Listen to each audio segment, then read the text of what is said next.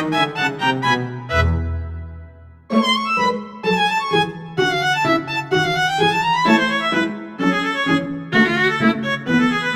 pew.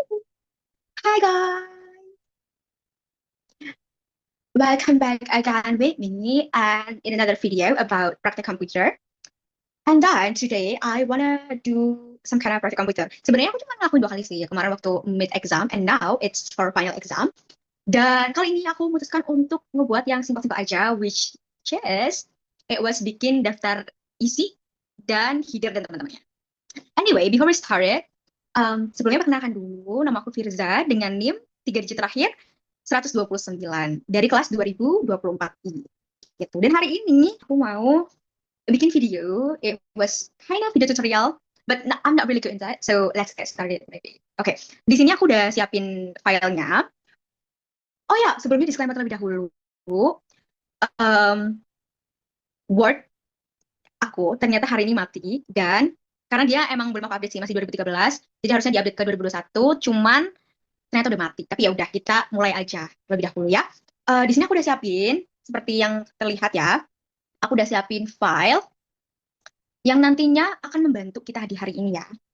Terus di sini aku udah siapin file dan untuk kita mau membuat daftar isi, di sini aku udah buat kayak contoh-contohnya gitu nih, table of content-nya. Di sini aku pilih yang contents karena seperti yang kemarin kita udah belajar ya, kita udah belajar bareng-bareng bahwa lebih baik kalau kita pakainya itu yang konten kayak gini ya. Ini di sini aku udah buat gitu. Nah, untuk cara buatnya tersendiri, kita mulai dulu dari preface ya. Kita mulai dari preface ini. Nah, untuk bagian kayak preface, kemudian bab 1 atau mungkin chapter 1 kayak gitu. Di sini aku udah pakai Times New Roman 12, jadi semua ukurannya sama ya, Times New Roman 12. Dan untuk preface-nya ini kita pakai heading 1. Kemudian cara supaya semuanya rata itu adalah dengan ini, modify ya. Nih, kita modify-nya heading 1 Times New Romance, kemudian 12, kemudian di sini kita pencet automatic, di bagian bawahnya sini automatically update kita juga centang ya, sebelumnya itu nggak dicentang. Terus di bagian baris-barisnya ini aku pilih di bagian tengah, nih di bagian tengah kayak gini, dan untuk tulisannya juga di bagian tengah kayak gini yang middle ini. Pokoknya kita pilih yang di tengah-tengah gitu ya. Gitu. Kemudian kita pencet OK gitu ya. Jadi kalau kita pencet OK, nanti setiap kita bikin tulisan gitu misalkan kita bikin tulisan di bawahnya sini dan kita pencet pakai heading 1 itu akan langsung ganti jadi heading 1 nih kayak gini itu oke gitu kayak gitu ya contohnya itu untuk heading 1. Nah, table of content kayak gini ini juga heading 1 ya, makanya dibuat kayak itu. Oh iya, dan juga jangan lupa kalau heading 1 itu dibuat dia jadi tebal tulisannya ya, dibuat tebal gitu. Kemudian di sini kan juga ada heading 2 nih, kayak 1.1 background and case summary kayak gitu-gitu ya. Nah, itu kita bikinnya itu kayak gini nih. Ini kan ada nih 1.1 background and case summary. Nah, kita tinggal lanjutin aja karena tadi heading 1, maka background and case summary adalah heading 2. Caranya sama, dimodify dulu. Nih, dimodify-nya kayak gini. Kalau heading 2 itu aku pakainya 11. Sebenarnya kan bisa pakai 12, cuman pada kala itu untuk tugas ini boleh untuk pakai 12 dari 11 gitu ya. Prefer sebenarnya bagusnya pakai 12 aja gitu. Nah, sama ya. Nih, kita modify dulu kayak gini sama. Kemudian jangan lupa automatically update-nya juga dinyalain ya. Kelupaan ya. Kayak gitu. Jadi supaya ketika dijadiin table of content nanti, dia itu bisa semuanya kayak gini nih. Tuh. Nah, kalau semuanya udah nih dari preface, kemudian table of content, line dan sebagainya, kemudian heading satunya juga udah nih sampai bagian bawah nih bibliografi, tinggal pencet reference, kemudian pencet table of content, oke? Nih, pencet table of content, terus udah deh langsung jadi table of content-nya ya. Nanti di sini dia itu ada pilihannya gitu nih. Misalkan aja ya ini. Nanti aku akan kontrol Z. Nah, kayak gini nih. Dia ada pilihannya gitu. Oke. Nah, ketika dia ada pilihannya ini, kalian tinggal pilih aja. Yang aku pilih adalah yang konten 1 ini karena kemarin waktu kita belajar prefers untuk pakai yang konten aja. So, makanya ini hasilnya kayak gini gitu. Oke. Kemudian selanjutnya kita bikin ini guys. Kita bikin header ya. Nah, cara bikin headernya gampang banget. Nih, kita ke bagian insert ya, karena aku pakainya yang tahun 2013, jadi kita ke bagian insert. Tapi kalau kalian nanti pakai yang 2021, Word-nya itu nanti akan langsung ada di bagian atas ini header dan ini footer gitu ya. Tinggal pencet aja headernya di sini. Nih, terus tinggal kalian pilih nih, kalian mau header yang mana. Kalau punya aku pilih yang headernya di bagian atas kayak gini nih, tuh. Kayak gitu ya, nih, ini nih kayak gini nih. Nah, kayak ini nih. Nih, gitu. Kemudian untuk bagian footer-nya, nih.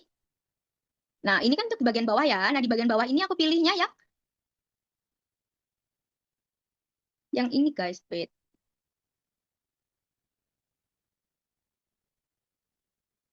Ini untuk footernya itu aku pilih yang ini. Yang ini, yang banded tuh. Kalau footernya aku pilih yang itu. Kayak gitu. Itu untuk header dan footer. Kemudian selanjutnya kita ini isi halaman ya guys. Nah, cara isi halamannya itu kalau pakai yang Word 2013 ini ada page number. Nah, tinggal kalian taruh aja mau di top of page, bottom of page gitu. Kalau aku prefernya di tentu saja bottom of page ya. Nih, yang kayak ada tulisannya ini halaman 4 kayak gitu. Seperti itu, teman-teman ya, untuk page of number. Dan juga nih, kalau semisal kita mau nih, ini kan ada kayak gini nih, header and footer tools ya.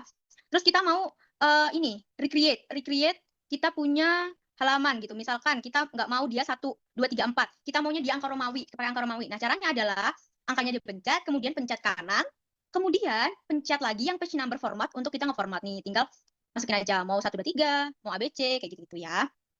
Nah, ini kemudian untuk chapter start style-nya juga ada. Kemudian ini start at gitu. Start at ini berarti dimulai dari angka berapa gitu. Terus tinggal pencet OK gitu aja.